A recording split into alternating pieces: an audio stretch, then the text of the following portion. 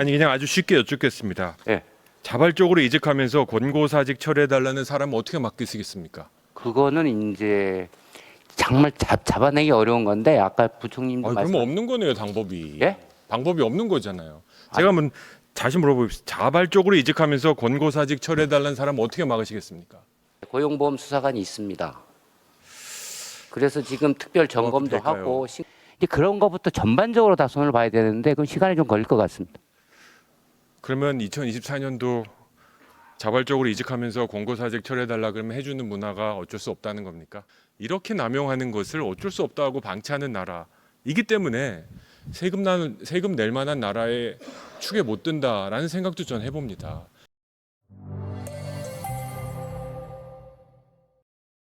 실업급여의 문제 중에 여러 가지가 있지만 부정수급 문제 잘 알고 계시죠? 예.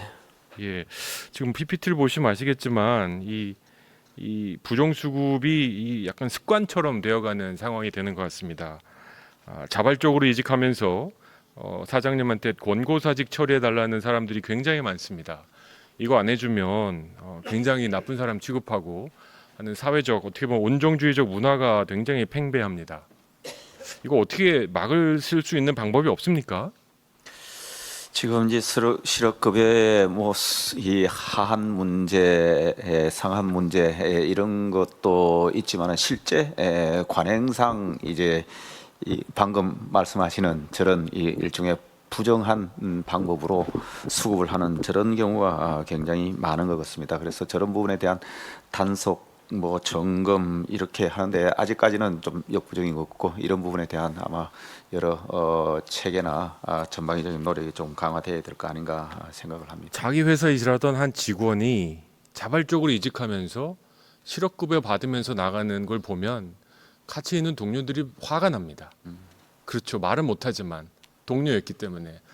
그러면서 이 제도를 보면서 이건 똑똑한 놈, 약은 놈만 타먹는 제도다 라고 주장하는 거를 우리가 어떻게 탓하겠습니까?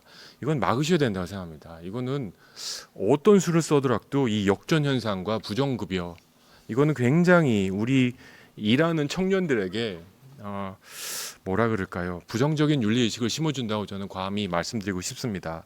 또 그러다 보니까 소위 퐁당퐁당 실업급여 받을 자격까지만 일하고 또 급여를 최대한으로 받고 또 조금 일하고 이런 경우들이 굉장히 많아지고 있습니다. 그건 아시죠?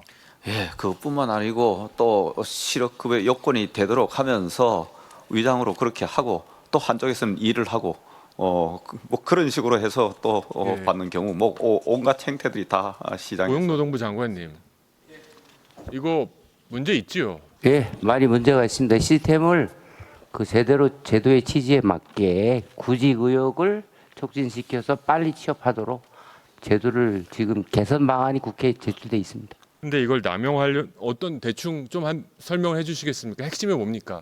이런 걸 막으려는 제도의 핵심이. 핵심은 원래 구직 급여라는 명칭처럼 빨리 그 실업 상태에서 벗어나서 일자리를 구해서 자립을 해라 이런 거거든요. 그거에 맞게 지금 부정수급, 반복수급, 그다음에 그 기여 기간에 비해서 대단히 관대한 아니 그냥 아주 쉽게 여쭙겠습니다. 예. 자발적으로 이직하면서 권고사직 처리해달라는 사람은 어떻게 맡기시겠습니까? 그거는 이제 정말 잡아내기 어려운 건데 아까 부총님도 그러면 없는 거네요, 방법이. 예? 방법이 없는 거잖아요. 제가 한번 다시 물어보겠습니다. 자발적으로 이직하면서 권고사직 처리해달라는 사람은 어떻게 막으시겠습니까? 그게 이제 저희가 지금 기획 조사하고 지금 보험수사관이라고 있는데 보험수사관. 예, 고용보험수사관이 있습니다. 그래서 지금 특별 점검도 될까요? 하고 신고도 받고 이제 방법이 여러 가지가 있는데 지금 제재는 징벌이 3년 이하의 징역이 있고 그다음에 부정수급하면 추징을 하게 돼 있어요. 2배로. 근데 권고사직 처리해달라고 해서 처리해 주면요. 예. 도장 찍는 순간 부정이 아닙니다. 그건 우리 권고사직 사회 당했다고 전반적으로 도장 찍어주는 순간 그 뒤에 아무 처벌도 없습니다. 그렇죠, 장관님? 예, 그렇습니다. 이거 정말 깊이 고민해 봐셔야 됩니다. 예, 맞습니다. 우리 청년들이 이거를 너무 당연시하는 지금 제가 문화가 있어요. 답변을 좀 드리면 예. 노동위원회 그 해고 구제 신청이 들어오면 그게 사실 우리나라 그 좀 온정주의 문화와도 관련돼 있는 것 같은데 자발적인 이직은 실업급여를 못 받기 때문에 권고사직으로 처리를 해주고 맞아요. 뭐 좋은 게 좋다 이렇게 가는 경향이 많은데 이제 그런 것부터 전반적으로 다 손을 봐야 되는데 그 시간이 좀 걸릴 것 같습니다. 그러면 2024년도 자발적으로 이직하면서 권고사직 처리해달라 그러면 해주는 문화가 어쩔 수 없다는 겁니까? 아니죠. 점차적으로 전륜적으로 하나씩 개선해 나가야죠. 고용보험기금 지금 고갈 위기라는 거 뉴스에서 예, 많이 그렇습니다. 보고 있는데 이런 것도 기여하고 있는 거 기여라는 표현보단 악화시키고 있는 이유가 아닐까요? 그렇습니다. 이거는 우리 국가가 좀 어쩔 수 없다가 아닌 것 같아요. 열심히 일하고 이 사회보험이라는 시스템 이건 좋은 거지 않습니까? 예. 국가가 뭐 진보건 보수던 사회보험 자체를 부정하는 나라는 없는데 이렇게 사회보험 제도를 글쎄요 이건 온정주의고 아니고 이건 불법이죠. 이렇게 남용하는 것을 어쩔 수 없다고 방치하는 나라이기 때문에 세금 낼 만한 나라의 축에 못 든다라는 생각도 전 해봅니다. 이 문제 어쩔 수 없다가 아니라고 생각해요. 진짜로 억울하게 또는 권고사직 당하는 사람은 이 혜택을 받는 게 맞고요. 자발적으로 나가는 사람은 자기 의지니까 이거를 기대하지 않는 문화 그리고 기대 주지 않는 사회 이런 사회가 진짜 좋은 사회 아니겠습니까? 예, 그렇습니다. 그런데 지금 한간에서는 자발적 이직도 실업급여를 주자고 하는 주장도 꽤 많이 저는 있습니다. 그건 말이 안 된다고 예, 생각해요. 그렇습니다. 예. 예, 뭐 거기까지 가자는 얘기가 아니라 지금 시스템보다 고치자는 얘기고요. 예. 또 한 가지 그 노동부 장관님 지금 고용보험 관련해서 지금 가입자가 굉장히 늘어나고 있는 분야가 외국인 근로자 예, 그렇습니다. 건 알고 계시죠? 지금 전체적인 가입자 증가 수세는 둔화되는데 외국인 가입자 수가 13만 명, 뭐 외국인 노동자가 늘어나니까 많이 어쩔 수 늘어나- 없다고 예. 생각합니다. 근데 여기서 보니까요, 이제 충격적인 통계를 하나 봤는데 외국인 근로자 4명 중에 한 명이 실직 전 소득보다 실업급여를 더 많이 받고 있습니다. 이게 말이 됩니까? 예, 알고 계십니까 이거? 예, 그렇죠. 지금 시스템 자체가 그래 돼 있어서 그 아니, 세금을 실직 전 소득보다 실업급여를 더 주고 있는 거예요, 예. 그렇죠? 그 하한선이 높게 설정돼 있어서 예. 세금을 내면 이건 어떻게 바꾸실 수 있습니까? 그러니까 법을 바꾸셔야 하한선 됩니까? 부분을 그러니까 이제 문재인 정부 때 보장성을 강화하는 대신 재정건 하한선 개정은 법 개정 사항입니까? 예, 법 개정상입니다. 그러면 이거 통과시켜주면 이거 없어질 수 있습니까? 많이 개선되죠. 그런데 그 부분도 사회적 공감대가 형성돼야 됩니다. 예. 아니 실직 전 소득보다 실업급여를 많이 받는 걸 막자는 게 사회적 공감대가 필요한 아, 얘기라고 이게 보시는 주로 약자 계층들이 많이 그 해당되기 때문에 그렇습니다. 그래서 그걸 아무리 약자라도 지금 실직 전 급여보다 단계적으로 실업급여를 더 받는 외국인을 용인할 수 없는 외국인뿐만이 거죠. 아니라 한국인도 지금 그렇게 돼 있습니다. 그건 좀 막아야 될 것 같은데 총리님 어떻게 생각하십니까? 역전이 되는 게 사실 한국인은 제가 총리님께 질의드린 거라서요. 지금 보니까요. 지금 외국인 실업급여 수령자가 12,000명인데 기존 임금보다 직장을 잃으면 높은 실업급여를 받는 사람이 3,000명. 이분들이 수령한 금액이 200억 원입니다. 이런 통계들이 나오면 예, 이건 뭐 복지제도를 설계하는 기본적인 원칙에 어긋나는 일이라고 생각합니다. 네. 그러니까 다만 이제 여기 이걸로 인해서 우리가 바로 잡아야 하는 바로 잡을 수 있는 그 목표와 또 이거를 진행하는 실제로 집행하는 데 있어서의 여러 가지 행정적 경비나 이런 것하고를 한 번쯤은 좀 뭐 보긴 해야 되겠지만 원칙적으로 복지제도가 이 실직전 소득보다 더 많은 식으로 설계가 돼 버리면 사실은 근본적인 그 노동을 하게 되는 인센티브가 전혀 없어지는 것이죠. 그렇습니다. 아니 일하기 힘들고 싫을 때 어려울 때 야 지금 그만두면 월급 더 준대 실업급여에서 이런 말 한 번 들으면 이건 정말 굉장히 어려운 정말 근로의 문화에 굉장히 찬물을 끼얹는 거라고 저는 생각합니다. 저는 대통령께서 국회에 이 자리에 오셔서 시정연설 하셨을 때 귀가 번쩍 들리는 열리는 표현이 하나 있었는데 그게 바로 재정의 건전성을 위해서 제로 베이스로 검토하겠다. 소위 제로 베이스 예산을 한번 시도해 보시겠다라고 하신 거지 않습니까? 저는 예산을 좀 전공한 사람으로서 제로 베이스 버제팅 좀 해보셨으면 좋겠어요. 이거는 그냥 예산을 1,000억, 2,000억 여기저기 깐다는 문제가 아니라 이 제도 구조적인 문제지 않습니까? 이 실업급여라는 좋은 정책이지만 지금 부작용이 지금 압도하고 있다는 생각이 들고요.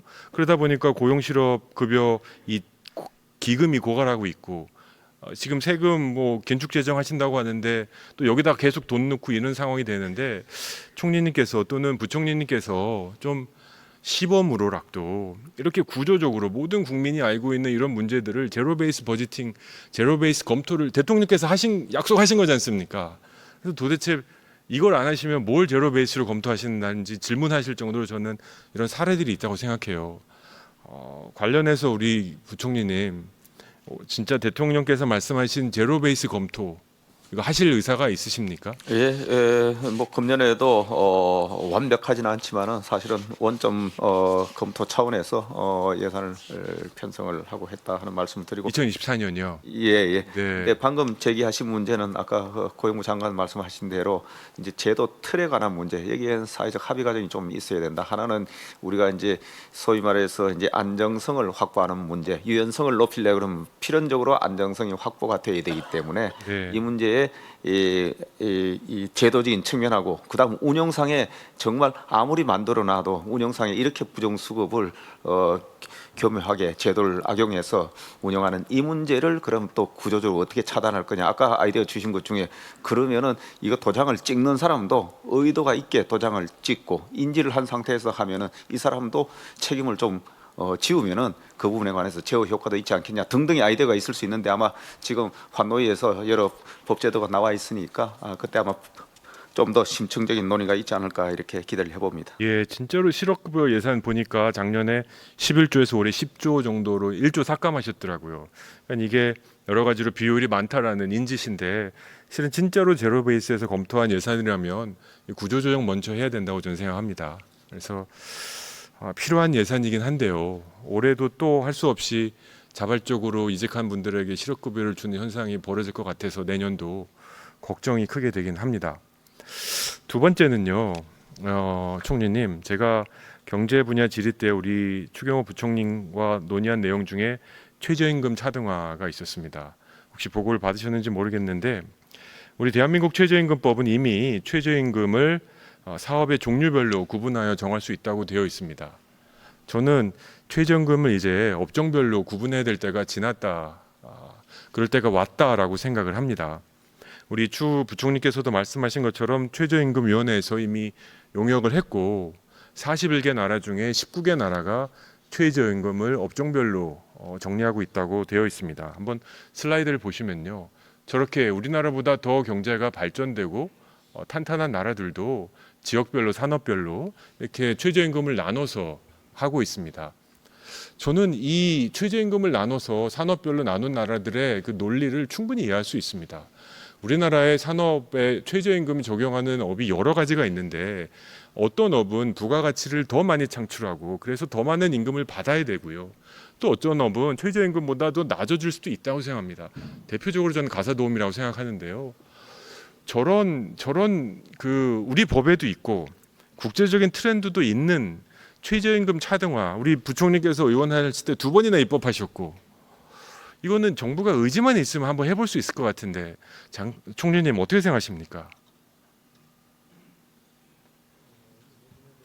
이 부분에 대해서는 저희가 그 ILO에 지금 몇 개 다 가입을 하고 해가지고 이 부분이 우리가 완전히 자유롭게 할 수 있는 부분인지를 조금 검토를 네, 그동안 그건 제가 알 수 있습니다. 네, 제가 ILO의 친구가 네, 많아서요. 확인해 하고 봤는데요. 있었다고 ILO도 직군별, 지역별, 직군별 최저임금 차등화를 완전히 허용하고 있습니다. 저기 있는 나라 중에 대부분 ILO 회원국입니다, 총리님.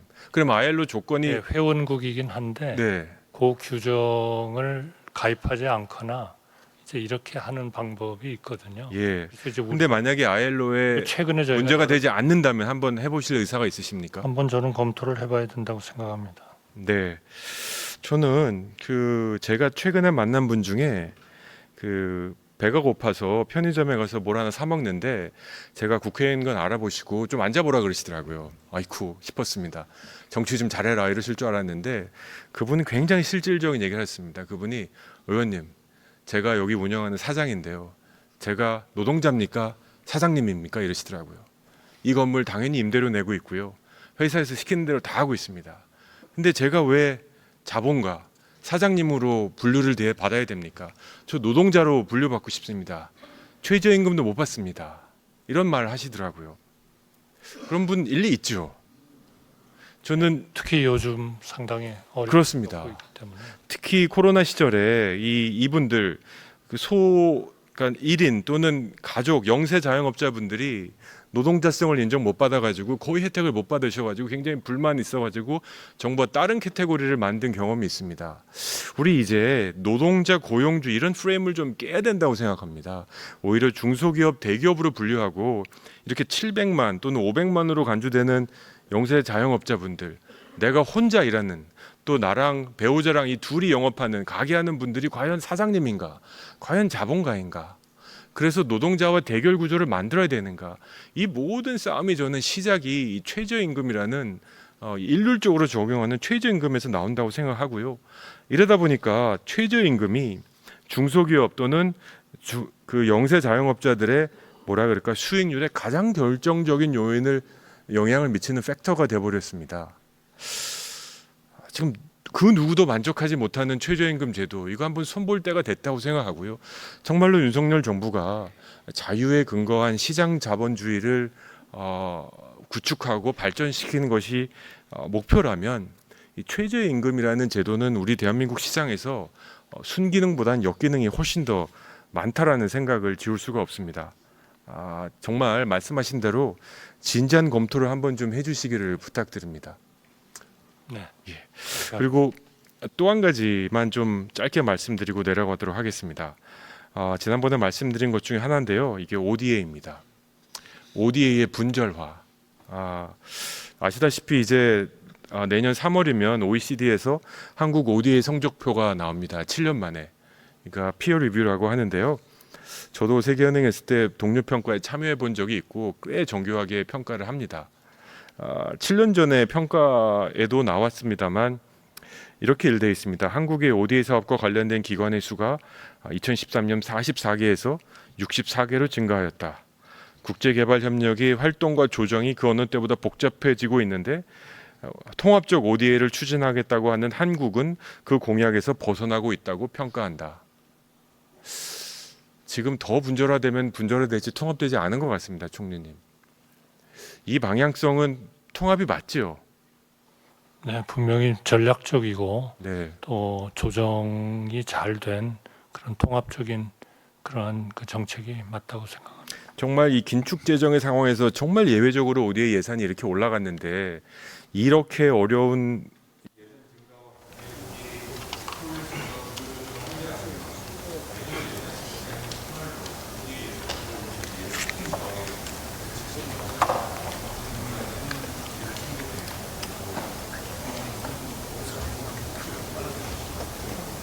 네, 알겠습니다.